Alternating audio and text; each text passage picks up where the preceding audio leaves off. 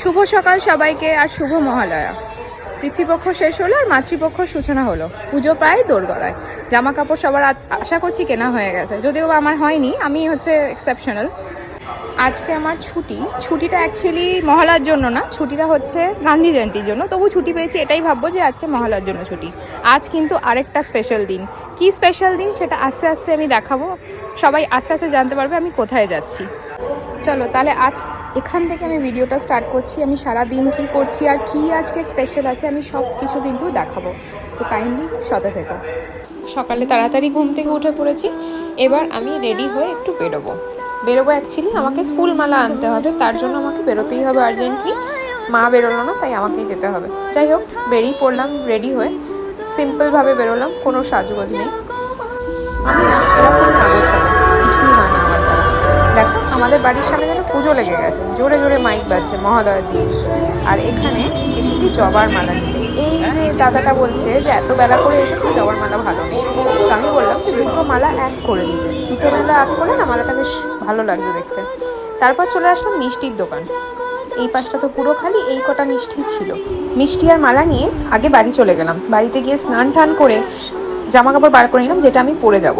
আজকে একটু স্পেশাল মানুষের কাছে যাব, ওই জন্য স্পেশাল জিনিস, একটু স্পেশাল সাজগোজ দরকারি।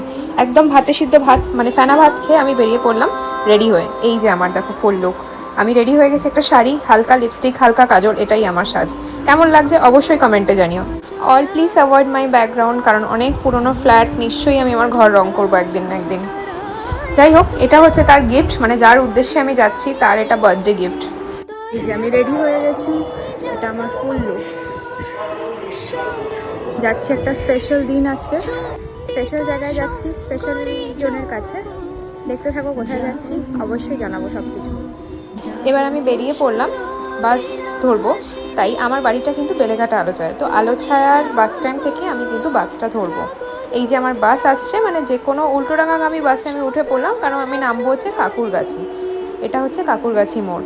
কাকুরগাছি মোড় থেকে আবার কোথায় যাব, অটো ধরে নিলাম, অটো ধরে যাব মানিকতলা। এবার আশা করছি সবার অনেকটা ক্লিয়ার হলো আমি কোথায় যাব। মানিকতলা মানেই হচ্ছে আমার মায়ের কাছে আমি যাব। আজ তার শুভ জন্মদিন। মায়ের জন্মদিন, এদিকে সন্তান যাবে না, এটা তো হতেই পারে না। যাই হোক, পৌঁছে গেলাম সুখিয়া স্ট্রিট, মায়ের বাড়ির সামনে। ঠিক এই হসপিটালের পাশের এই গলিটা দিয়েই কিন্তু আমার মায়ের বাড়ি। দেখতে অদ্ভুত হলেও এখানেই কিন্তু আমার মা বসবাস করে। যারা যারা এখনও যাওনি মায়ের কাছে, মা শ্যামসুন্দরীর কাছে, অবশ্যই ঘুরে এসো, মনটা শান্ত হয়ে যাবে। মায়ের অপরূপ রূপ দেখে কেউ আর নিজেকে আটকাতে পারে না। আগে তো এত ভিড় অতিক্রম করে যেতে হচ্ছে, কারণ কি সেদিনকে ছিল কিন্তু অমাবস্যা আর ছিল মঙ্গলবার। আগে বাবার দর্শন, তারপর দেখো আমার মা। উফ, কি অসাধারণ দেখতে, তার অসাধারণ রূপ। She is beautiful. সারা জগৎকে সাজায় যে, আজকে তাকে সাজানোর দিন, আমার মায়ের জন্মদিন। শুভ জন্মদিন মা। দেখো তাকে কেমন লাগছে, খুব সুন্দর। যারা যারা এখনও দর্শন করতে পারোনি, অবশ্যই চলে যাও সুখিয়া স্ট্রিটে মা শ্যামসুন্দরীর কাছে।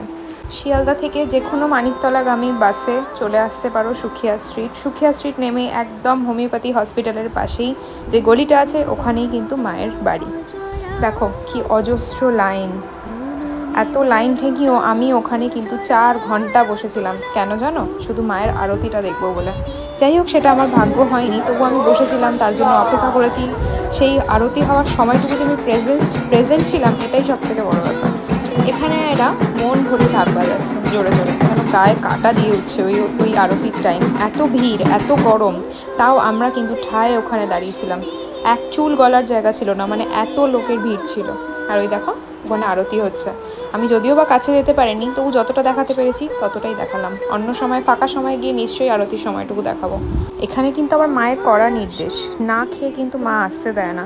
বিনামূল্যে এখানে 2 বেলা ভোগ দেওয়া হয়। আর দেখো এখানে বাবার ঘরে ভোগ নিয়ে যাচ্ছে।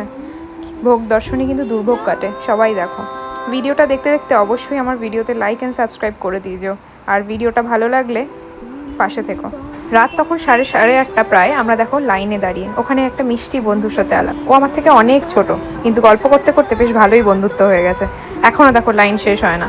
যাই হোক, আজকে আমি খাবার খেয়েই যাব, এই মায়ের ভোগ খেয়েই যাব, এই ইয়েতেই আমি কিন্তু এগিয়ে গেছি। এই যে সেদিনকে খাবারে দেখো কী ছিল, পোলাও, আলুর দম ছিল, ফুল দিচ্ছিল তার সঙ্গে, দুটো কলা। এটা প্রত্যেকবারই দেয়, মানে খিচুড়ির সঙ্গে দেয়, এবার পোলাওয়ের সাথে দিয়েছে। আর আমি কিন্তু মায়ের থেকে রিটার্ন গিফটও পেয়েছি, একটা পদ্ম ফুল আর একটা কিন্তু চকলেট, আর একটা মায়ের ফটো নিয়ে আমি বাড়ি ফিরছি। দেখো কটা বাজে রাত্রিবেলা, 9:19। মানে আমি প্রায় ওখানে 4-5 ঘন্টা কাটিয়েছি, তবু আমার বিরক্তি নেই। জাস্ট বাড়ি এলাম, এখন বাজে 9:30 বেজে গেছে, 9:35, সেই 3টের সময় গেছি, এই মাত্র ঢুকলাম। চলো টাটা, দেখা হচ্ছে অন্য কোনো ভিডিওতে, অন্য কোনো টপিক নিয়ে। Tata, good night.